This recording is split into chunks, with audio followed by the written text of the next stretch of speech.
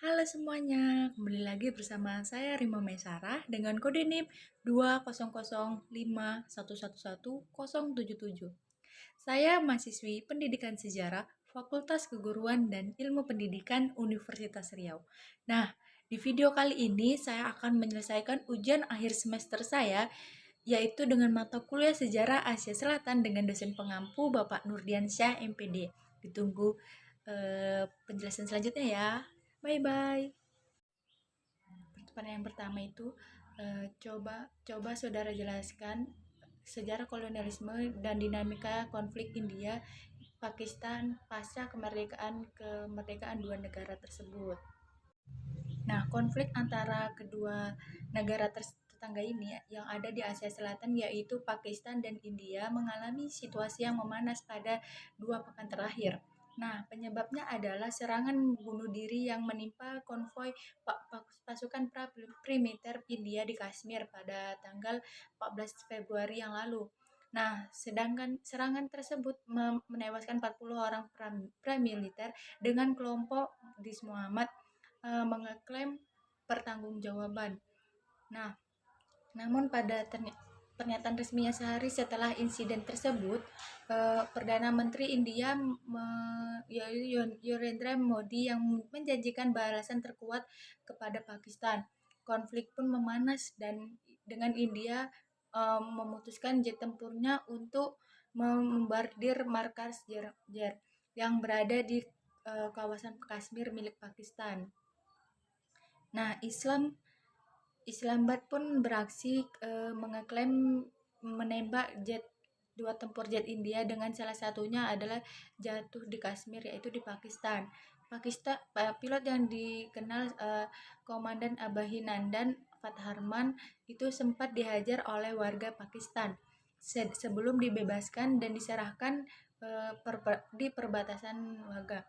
Nah, penangkapan Abhinandan tersebut terkisah dari seteruan dari kedua negara yang sudah berlangsung 7 dekade. Konflik itu bermuara pada satu tempat Kashmir, sebuah wilayah di Himalaya di mana Pakistan dan India saling mengeklaim penuh meski sudah mendapat setengah bagian. Kemudian kemudian sejarah persatuan dua negara dalam merebutkan kawasan tersebut. Yang pertama, pemisahan dan konflik pertama pada tahun 1947 sampai 1948.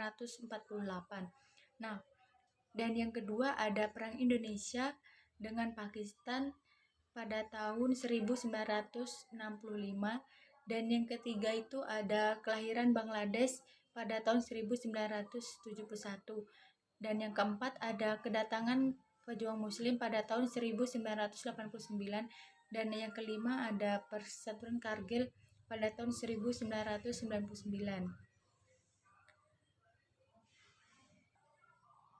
Dan yang terakhir ada serangan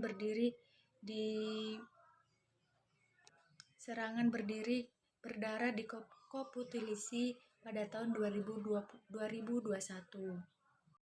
Dan pertanyaan yang kedua, uraikan peta pemikiran sejarah terbentuknya negara Pakistan dan peran Muhammad Iqbal dalam perjanjian kemerdekaan ke Pakistan.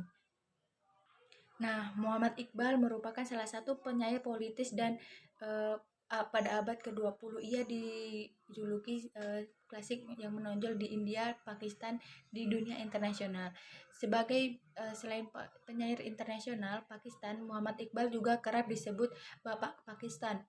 Nah, lantas mengapa Muhammad Iqbal dijuluki sebagai Bapak Pakistan? Nah, biografi singkat mengenai Muhammad Iqbal. Muhammad Iqbal lahir pada tahun 9 November 1987 di Sialkot, Punjab, India. Sekarang masuk wilayah Pakistan.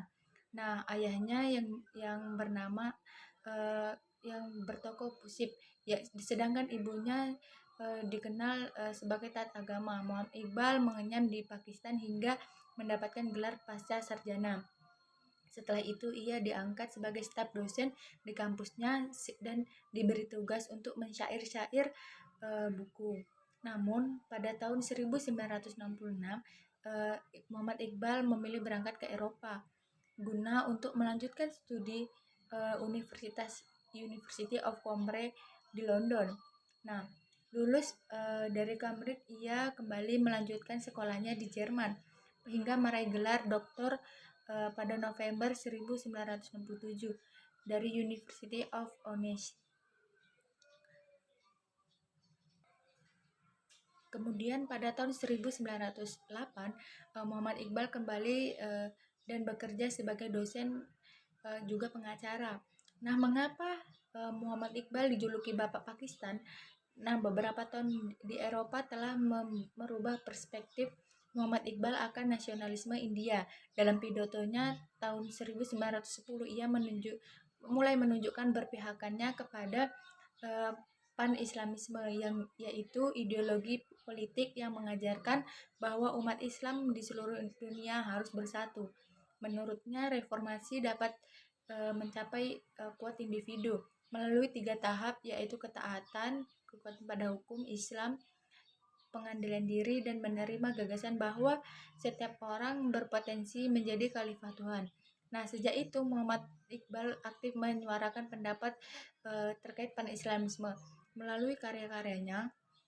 Nah, pada tahun 1930 Muhammad Iqbal dipercaya untuk menjadi presiden Muslim, di mana ia mengutarakan Pakistan yang berdasarkan Islam yang bebas dari intervensi dan pemerintah Hindia.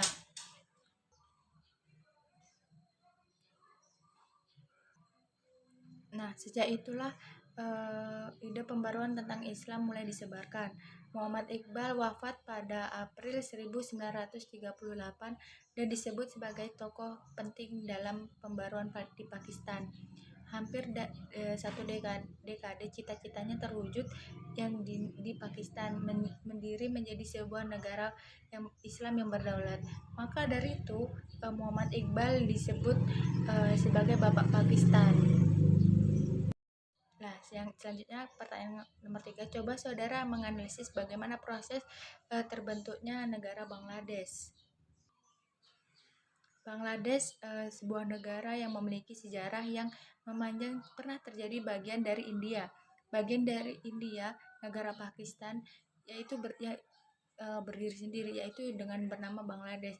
Bangladesh diduduki oleh 90% diduduki oleh rakyat Islam, dan juga penganut dua negara yang ini ramai. Dan juga Bangladesh sedihnya tergolong negara termiskin di dunia. Pakistan memiliki dua wilayah geografis dan budaya yang berbeda. Wilayah tersebut adalah Pakistan Barat yang letaknya di ujung barat, Pakistan Timur yang terletaknya di ujung timur. Kedua wilayah ini terpisah sejauh ribuan mil. Nah, Pakistan Timur sebelumnya disebut sebagai Benggala Timur, dan selanjutnya menjadi Pakistan Timur. Secara umum terlihat bahwa Pakistan Barat lebih dominan secara politik dan Pakistan Timur secara ekonomi menimbulkan banyak permasalahan. Nah, ada pula faktor-faktor berdirinya negara Bangladesh. Pada tahun 1950-an, ketegangan timbul antara Pakistan Timur dan Pakistan Barat yang menguasai kelompok militer dan pegawai sipil. Terpecahnya tersebut disebabkan oleh beberapa faktor, diantaranya yang pertama faktor geografis, kedua itu faktor politik, yang ketiga ada faktor ketidakseimbang militer, yang keempat ada faktor bahasa. Nah, untuk faktor yang pertama, faktor geografis. Faktor geografis ditinjau secara geografis, letak Pakistan Barat dan Pakistan Timur sangat berjauhan dan jaraknya hingga ribuan mil, sehingga jalannya komunikasi antara Pakistan Barat dan Pakistan Timur sulit untuk dilakukan. Untuk faktor yang politik, setelah pembunuhan Perdana Menteri faktor pertama Pakistan, Imad Ali Khan, pada tahun 1991, kekuatan politik mulai dipusatkan pada Presiden Pakistan dan kadang-kadang militer. Nah, Pakistan Timur menyadari jika salah satu dari mereka wajah itu Syamuddin Muhammad Ali Bogra atau Hussein Shahid Suhrawardi terpilih sebagai Perdana Menteri Pakistan dengan cepat mereka akan dijatuhkan oleh Pakistan Barat.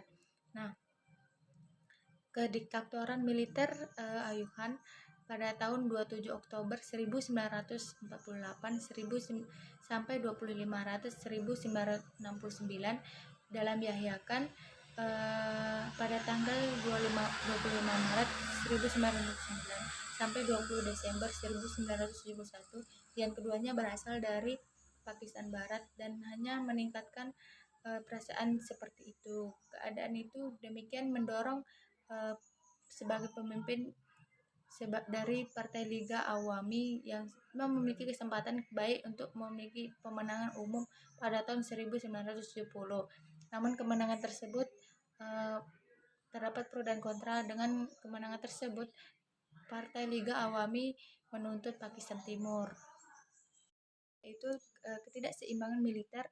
Nah, faktor penempatan militer yang tidak seimbang antara Pakistan Timur dan Pakistan Barat disebabkan hanya divi infanteri di Pakistan Timur. Kemudian keadilan tidak biaya untuk perang militer dan India dan Pakistan pada tahun 1965. Pemicu terpecahnya Pakistan. Yang terakhir tuh faktor bahasa. Penggunaan bahasa Indonesia nasional dalam hukum yang digunakan oleh Pakistan Barat, sedangkan Pakistan Timur menggunakan bahasa Bengali. Dari beberapa faktor tersebut, ada pula faktor latar belakang pembangunan ekonomi yang berbeda antara Pakistan Barat dan Pakistan Timur.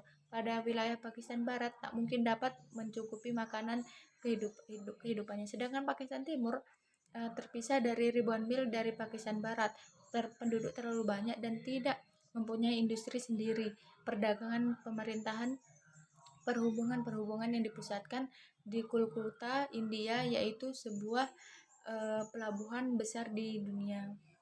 Nah, karena banyak perbedaan seperti bahasa, pakaian, dan cara hidupnya dengan Pakistan Barat, maka saat itu desas-desus untuk memisahkan diri dan memutuskan hubungan dengan Pakistan dan ingin bersatu dengan Bengali Barat sebagai suatu wilayah di India. Sehingga dari beberapa faktor tersebut dapat sangat bulat tekad Pakistan Timur untuk memisahkan diri dari Pakistan. Yang keempat itu uraikan serta analisis hubungan strategis bangsa Asia Selatan, yaitu India, Pakistan, dan Bangladesh dengan negara Indonesia baik pasca kemerdekaan sampai pada masa sekarang. Nah, hubungan bangsa-bangsa Asia Selatan kepada Indonesia. Nah, Asia Selatan merupakan wilayah yang secara geografis berbatasan dengan Asia Tenggara, sehingga hubungan interaksi antara kedua wilayah tersebut tidak dapat dielakkan. Nah, interaksi Asia Selatan dan Asia Tenggara atau bisa disebut selatan juga terlepas dari posisi negara dan kedua kawasan tersebut yang sebagian besar masih berkembang sehingga masih mengendalikan ekspor antara guna mengurangi ketergantungan terhadap Barat. Indonesia sebagai salah satu negara Asia Tenggara pada dasarnya telah melakukan kontak dengan negara-negara di kawasan Asia Selatan, bahkan sejak zaman sejarah dan terus berlanjut setelah era reformasi. Kerjasama yang dilakukan Indonesia dengan negara-negara kawasan Asia Selatan pada dasarnya lebih menitik beratkan pada perdagangan, mengingat sektor perdagangan merupakan sektor kunci pembangunan di negara-negara berkembang. Pertumbuhan ekonomi Indonesia jika dibandingkan dengan negara berkembang lainnya di kawasan Asia Selatan banyak dikatakan lebih memadai karena perkembangan industri manufaktur dan substitusi impor dan ekspor dan sepertinya itu komoditas karet, minyak, dan rempah-rempah. Sedangkan Pakistan merupakan konsumen terbesar ekspor Indonesia pada tahun 1970 sampai 1979, diikuti oleh India dan Sri Lanka. Dan sebagai negara tujuan ekspor kedua dan ketiga bagi Indonesia, persentase ekspor ke negara-negara Asia Selatan sendiri pada tahun 1970 banyak sampai 1979 mencapai 42%. Lebih khusus lagi, impor ke negara Asia Selatan sebagian besar meliputi makanan, minyak, kimia, tekstil, peralatan mesin, dan hewan hidup yang mayoritas bersumber dari India dan Pakistan. Nah, India juga berfungsi sebagai ekspor manufaktur, mesin, dan peralatan transportasi untuk ke Indonesia. Sedangkan ekspor Indonesia ke Asia Selatan meliputi karet, minyak bumi, dan kopra, serta produknya. Sri Lanka komoditas karet, teh, dan kelapa. Bangladesh lebih ke tekstil ikan ke Indonesia. Impor Indonesia dari Asia Selatan menyumbang sekitar 2% dari total kegiatan impor Indonesia dengan negara-negara lain di dunia. Adapun ekspor ke Asia Selatan 0,5% dari total jumlah ekspor yang di Indonesia dilakukan ke negara-negara dunia. Nah, selain sektor perdagangan melalui perdagangan ekspor dan impor, hubungan Indonesia dengan Asia Selatan pasca reformasi juga dapat dilihat dari sektor budaya seperti Afghanistan yang merupakan mayoritas muslim pada dasarnya telah berusia 62 tahun. Hubungan dengan Indonesia dengan Afghanistan fokus pada titik pembangunan perdamaian dan rekonsiliasi serta kapasitas pelayanan masyarakat. Salah satunya itu perencanaan pembangunan Islamic Center yang dikabulkan sebagai pusat keagamaan, kesehatan, dan pendidikan. Di sisi lain, hubungan diplomatik antara Indonesia dan Nepal telah terjadi sejak tahun 1960 dengan fokus pada kerjasama dalam bidang budaya dan pendidikan yang salah satunya diwujudkan Sister City antara Bali sampai Kathmandu. Nah, yang memiliki kesamaan minat budaya dan wisata. Sedangkan dalam bidang pendidikan, keduanya menawarkan kerjasama beasiswa dan pertukaran pelajar antara negara. Sementara itu, hubungan baru Indonesia dengan Bhutan terbentuk pada tahun 1211 fokus pada kerjasama bilateral hingga jangka panjang.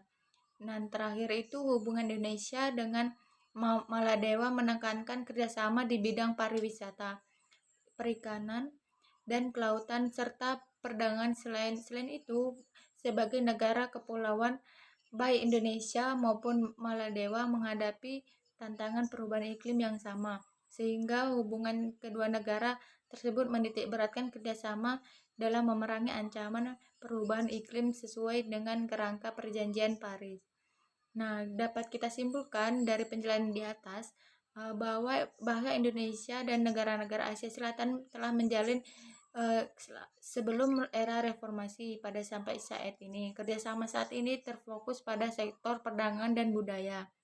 Mengingat kesamaan antara Indonesia dengan negara-negara Asia Selatan sebagai negara berkembang, hubungan selatan ini khususnya pada aspek perdagangan tidak hanya diplomatik, tetapi juga untuk membatasi ketergantungan Indonesia dengan negara-negara Asia Selatan terhadap Barat. Nah, selain kesamaan sebagai negara berkembang, latar belakang hubungan Indonesia dan Asia Selatan masih erat kaitannya dengan kesamaan budaya. Mengingat letak geografis Indonesia sampai Asia Selatan yang dapat dikatakan masih dekat, kesamaan budaya tersebut meliputi agama seperti Islam yang banyak dianut oleh Indonesia, Afghanistan, dan Pakistan, dan juga Bali, Kathmandu yang mayoritas Hindu, dan berbagai informasi identitas yang dapat digunakan untuk alat diplomatik. Coba saudara analisis dinamika konflik sengketa wilayah Kashmir yang dilihat dari konflik masa lampau.